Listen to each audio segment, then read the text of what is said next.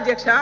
Steel plant కి సొంత గనులు కేటాయించకపోతే మా ఎంపీల మద్దతు మేము వెనక్కి తీసుకుంటామని అల్టిమేటం ఇస్తే ఫలితం రాదా అధ్యక్ష?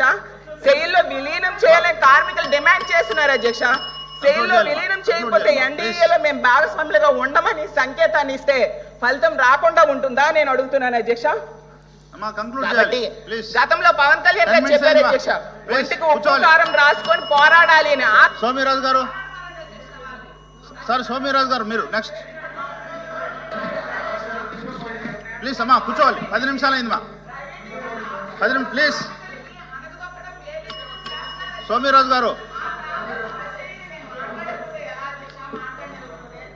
సార్ సోమిరాజు గారు ప్లీజ్ స్టార్ట్ చేయండి సార్. అమ్మా కూర్చోవాలమ్మా, అయిపోయిందమ్మా. మీ వాళ్ళు ఇంకా మాట్లాడాల్సింది, ఇటువైపు మాట్లాడాలి. బీజేపీ, జనసేన, టీడీపీ అన్ని 10 మంది ఉన్నారు మా. 2-19 20 అయింది మా. 12 నిమిషాలు అధ్యక్ష. ఇది న్యాయమా అని అడుగుతున్నాను అధ్యక్ష.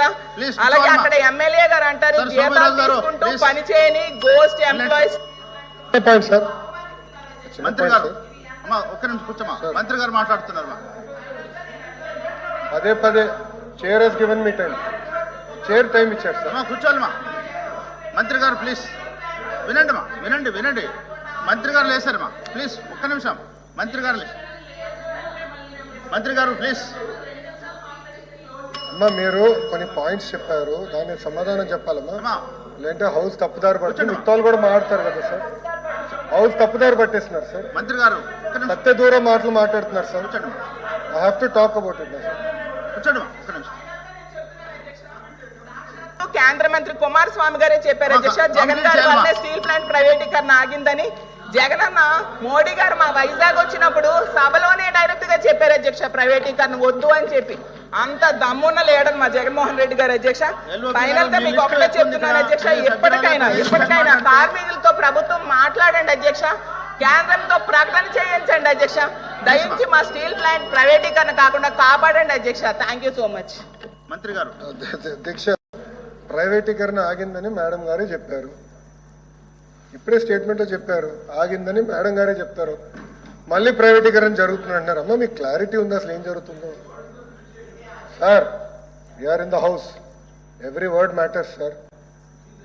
షీ హెస్ స్పెడ్ ఆగిందన్నారు, రికార్డ్ చూపుతుందంటే సభ వాయిదా వేద్దాం, చైర్ అనుమతితో సభ వాయిదా వేసి చెక్ చేద్దాం. ఆగిందన్నారు. మీరు ఫాలో అయినట్లేదు సార్, మేము అందరం ఫాలో అవుతున్నాం సార్, మాకు ఫాలో అవుతున్నాం మేము. మేడం గారు అన్నింది ఆగింది, వాళ్ళేదో వాళ్ళ నాయకుడి వల్ల ఆగింది అని కుమారస్వామి గారు స్టేట్మెంట్ ఇచ్చారని మేడం గారే అన్నారు. ఆగిందని అన్నారు కదా, మళ్ళీ ఎందుకు ఊకే ఇక్కడ వచ్చి గలబా చేస్తారు? నంబర్ 1. నంబర్ 2 మేడం గారు, నంబర్ 2 ఫస్ట్ ఆఫ్ ఆల్ నేనేం చెప్పానండి, మీరు కొంచెం ఫాలో అవ్వాలి సబ్జెక్ట్, ప్లీజ్ అండర్స్టాండ్. నేనేమన్నా ఆర్సిలర్ మిత్తల్కి మైన్ ఇస్తున్నాం అని చెప్పాను. ఎక్కడ ఎన్ఎండిసి నుంచి market prices they are going to buy slurry pipeline ద్వారా వస్తున్నామా. 270 కిలోమీటర్స్ పైప్ లైన్ వేస్తున్నారు, స్లర్రీ పైప్ లైన్. గన్నులు కేటాయించట్లేదు, ఎన్ఎండిసి మైనింగ్ చేస్తుంది. Raw material they will sell it to Arcelor Mittal. It is a clear transparent transaction. Absolutely sir, we will do it. Sir 14,000 కోట్ల రూపాయలు ఇచ్చిన వాళ్ళు మీరు ప్రశ్నిస్తారా? 5 సంవత్సరాలు మీరు పీకిందేంటి? 5 సంవత్సరాలు మీరు పీకింది చెప్తా నేను ఏంటండి. మీ కెపాసిటీ అంటే 48%, 25,000 కోట్ల అప్ప మీరు మారుతారు. 79% 48% కెపాసిటీ యూటిలైజేషన్ తీసుకొచ్చారు. ఏంటి అధ్యక్ష వీళ్ళు మాట్లాడేది? సింగిల్ ఫర్నెస్ కి తీసుకొచ్చేసారు, తీసుకొస్తారు. వీళ్ళు మారుతారా? ఇది ఎంత అన్యాయం అధ్యక్ష? ఇది వీళ్ళు ఎట్లా చేస్తారు అధ్యక్ష? ఇది ఎలా మారుతారు? ఇది అమ్మాలని చూసేది వాళ్ళు. నేను సార్ కళ్యాణి గారిని ప్రశ్న అడగాలనుకుంటున్నా. 9,000 కోట్ల రూపాయలు మేము ఇచ్చామంటున్నారు. 9,000 కోట్ల రూపాయలు మేము ఇచ్చాం కనుకనే థర్డ్ ఫర్నెస్ స్టార్ట్ అయింది. 79% ప్రొడక్షన్ తీసుకొచ్చాం.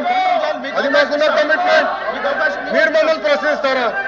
14,000 కోట్ల రూపాయలు తీసుకొచ్చిన మేము